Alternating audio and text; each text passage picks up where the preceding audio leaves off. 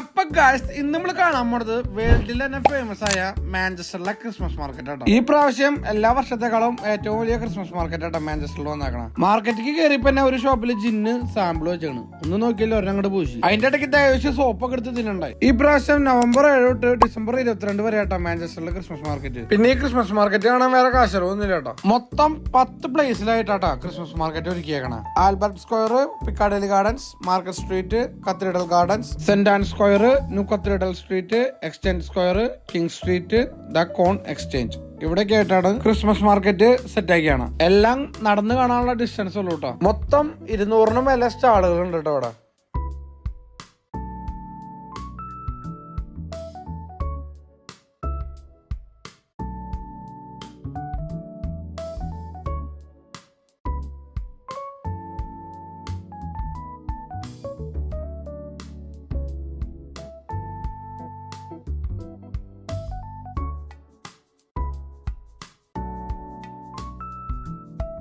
നടന്ന് കുറച്ച് കഴിഞ്ഞപ്പോഴേക്കും എല്ലാവർക്കും വിശപ്പായി.